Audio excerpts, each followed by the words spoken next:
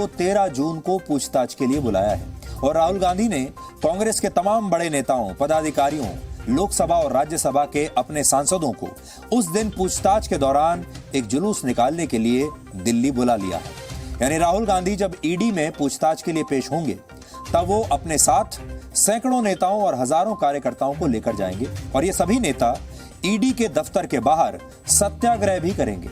यानी राहुल गांधी ना हुए महात्मा गांधी हो गए। ये सब कुछ करके गांधी परिवार देश की जांच एजेंसियों को शायद ये बताना चाहता है कि देश के कानून उन पर लागू नहीं होते और वो एक ऐसे राज परिवार की तरह हैं जिसकी गर्दन तक कानून के लंबे हाथ आज भी पहुंच नहीं सकते।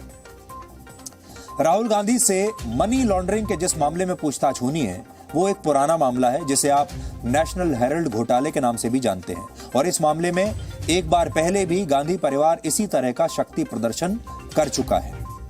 आपको याद होगा 19 दिसंबर 2015 को जब राहुल गांधी और सोनिया गांधी को इसी नेशनल हेरल्ड केस में दिल्ली की पटियाला हाउस अदालत में पेश होना था, तब कांग्रेस ने इस पेशी को एक बहुत बड़े राजनीतिक उत्सव में तब्दील कर दिया था। उस समय कांग्रेस के बड़े बड़े नेताओं और सांसदों ने सोनिया गांधी और राहुल गांधी के साथ कांग्रेस के दफ्तर से अदालत तक पैदल मार्च किया था और इस बार भी राहुल गांधी ऐसा ही कुछ करने वाले हैं। बस फर्क इतना है कि इस बार राहुल गांधी को अदालत में पेश नहीं होना बल्कि उन्हें बाकी आम नागरिकों की तरह और दूसरे अपराधियों की तरह ईडी के दफ्तर में पूछताछ के लिए जाना है। लेकिन पिछली बार की तस्वीर हम आपको दिखा रहे हैं। पहले जब अदालत में पेश होने के लिए गए थे ये दोनों और अदालत में पेश होने के बाद इन्हें जमानत मिल गई थी, लेकिन जब अदालत में पेश होने के लिए गए तो इन्होंने पैदल मार्च किया और उस जमाने की याद दिलाने की कोशिश की जैसे कि ब्रिटिश राज दोबारा आ गया हो और बाहर से अंग्रेजों की सरकार आ गई है और अब वो भारत के लोगों पर अत्याचार कर रही है। वैसी ही पदयात्रा निकालने की कोशिश तब भी इन्होंने की थी और अब भी वैसा ही सत्याग्रह करने की कोशिश इस बार भी कांग्रेस पार्टी करेगी। जैसा हम पहले कह रहे थे कि वो ये दिखाने की कोशिश करेगी कि ये राहुल गांधी नहीं बल्कि शायद महात्मा गांधी हैं।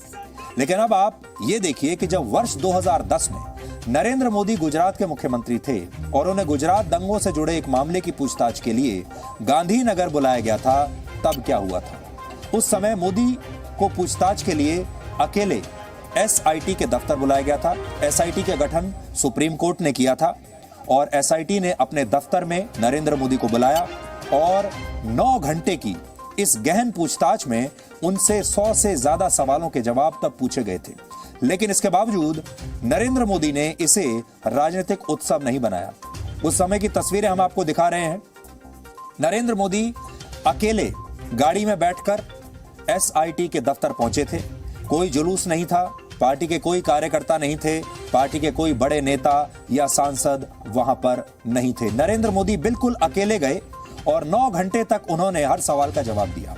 उस समय इस एसआईटी के जो हेड थे उनका नाम है R K. Raghavan. R K. Raghavan CBI के डायरेक्टर भी रह चुके हैं और उन्होंने अपनी ऑटोबायोग्राफी में इस पूछताछ से जुड़ी कई अहम बातों का जिक्र किया है। अपनी किताब में वो लिखते हैं कि उस दिन मोदी को 2 बार एसआईटी के दफ्तर बुलाया गया था और उनसे 9 घंटे की लंबी पूछताछ हुई।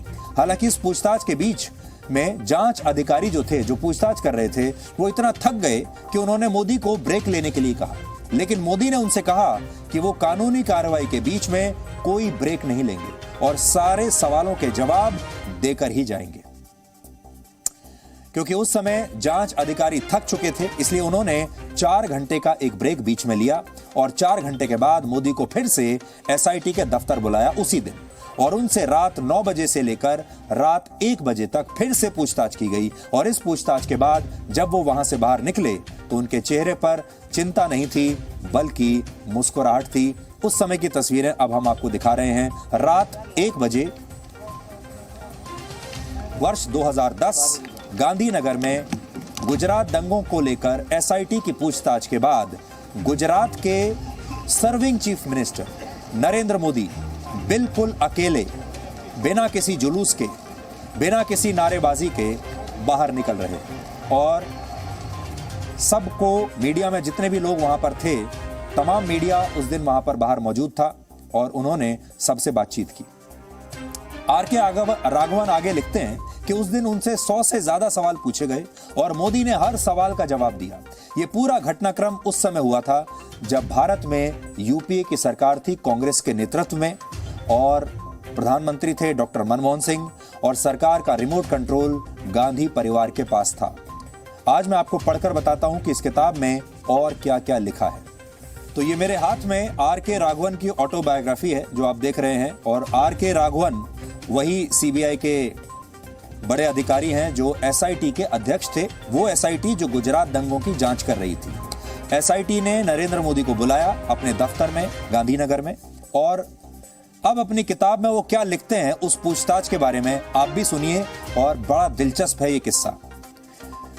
वो लिख रहे हैं, Modi's questioning lasted 9 hours in my own chamber at the SIT office.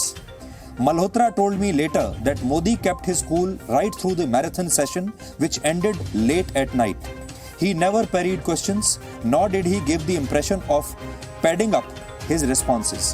When Malhotra asked him whether he would like to break for lunch, he initially turned down the offer. He brought his own bottle of water and did not accept even a cup of tea from the SIT during the marathon questioning comprising 100-odd questions.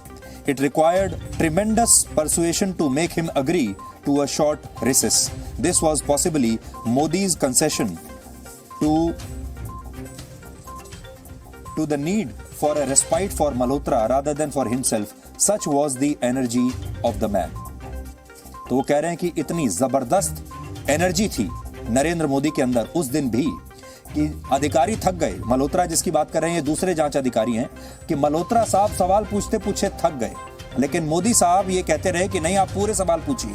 100 से ज्यादा सवाल पूछे गए और बाद में मल्होत्रा ने फिर रिक्वेस्ट किया कि एक ब्रेक तो ले ही लेते हैं क्योंकि मल्होत्रा खुद थक गए थे और तब मोदी तैयार हुए कि ठीक है एक ब्रेक ले लेते हैं। दूसरी बात वो ये कह रहे हैं कि मैराथन सेशन था, बहुत लंबा सेशन था जब पूछताछ होती रही। इस दौरान उनसे कहा गया कि आप लंच कर लीजिए, उन्होंने मना किया और वो ये भी कह रहे हैं कि उन्होंने किसी भी सवाल को अवॉइड करने की कोशिश नहीं की, किसी भी सवाल का टेढ़ा मेढ़ा घुमा फिराकर जवाब देने की कोशिश नहीं की। सीधे सवाल और सीधे जवाब उनके उस समय थे। और सबसे बड़ी बात, नरेंद्र मोदी मुख्यमंत्री रहते हुए अपने पानी की बोतल खुद अपने साथ लेकर गए थे। उन्होंने एसआईटी के दफ्तर का पानी भी नहीं पिया और जब उन्हें ये कहा गया कि क्या आप चाय लेंगे तो चाय भी पीने से उन्होंने इनकार कर दिया। यानी इस 9 घंटे की पूछताछ के दौरान ना तो उन्होंने एसआईटी वालों का पानी पिया और ना ही एसआईटी द्वारा ऑफर की गई चाय उन्होंने पी। और आप ये तो सुन ही चुके हैं कि पूछताछ के बाद उन्होंने क्या कहा, उनके तेवर क्या थे। वो तब भी यही कहते रहे कि मैं पूरा सहयोग दूंगा इस जांच में। अब आप अंतर समझ कर देखिए, एक तरफ नरेंद्र मोदी और दूसरी तरफ राहुल गांधी।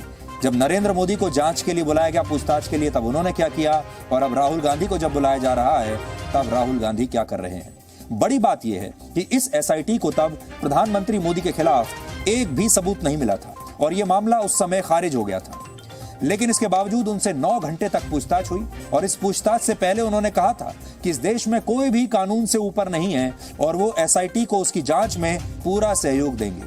आपको प्रधानमंत्री मोदी का उस दिन का ये बयान आज जरूर सुनना चाहिए जिससे आपको इन दोनों नेताओं के बीच बुनियादी फर्क का पता चलेगा। भारत के संविधान, भारत का कानून सुप्रीम है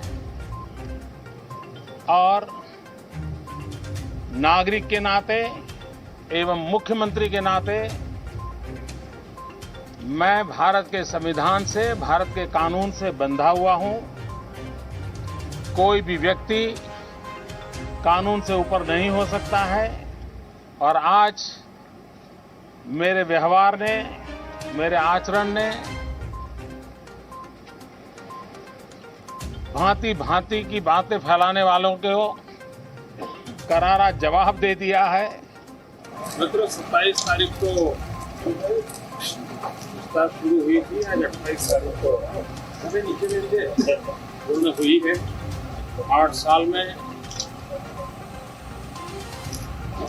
मुझे पहली बार किसी ने पूछने इच्छा व्यक्त की और पहली बार जो डेट बताई उसी डेट पे हाजिर हुआ हूँ।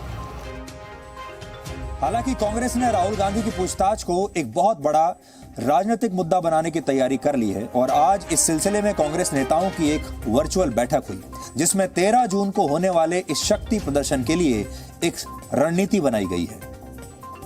अभी बीजेपी और अमित शाह जी और मोदी जी कर रहे हैं ईडी और सीबीआई का मिसयूज।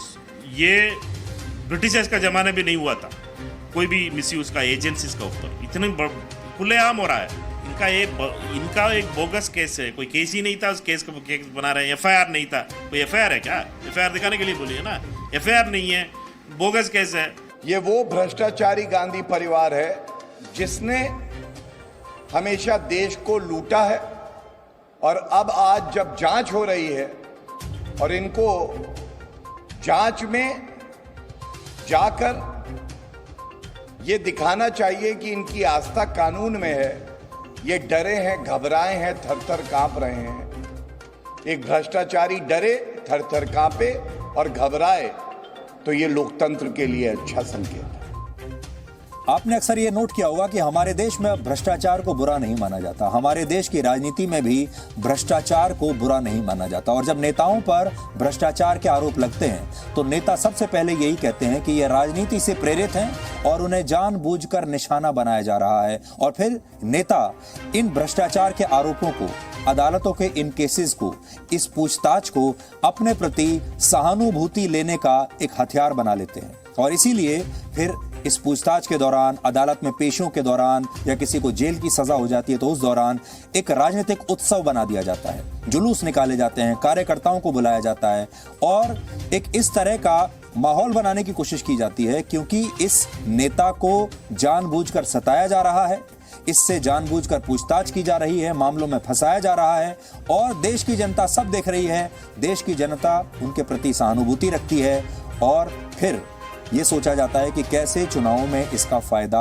उठाया जा सके। आपने देखा होगा, इससे पहले भी कई बार ऐसा हुआ है जब बड़े से बड़े भ्रष्ट नेता, जो कि बड़े बड़े मामलों में दोषी पाए गए हैं, उन्हें जब उनके ऊपर मुकदमे चलते हैं, जब उन्हें जेल में डाल दिया जाता है, वो वापस आते हैं और भी ज्यादा वोटों के साथ दोबारा चुनकर आते हैं। तो हमारे देश की जो राजनीति है वो भी बड़ी अजीब है।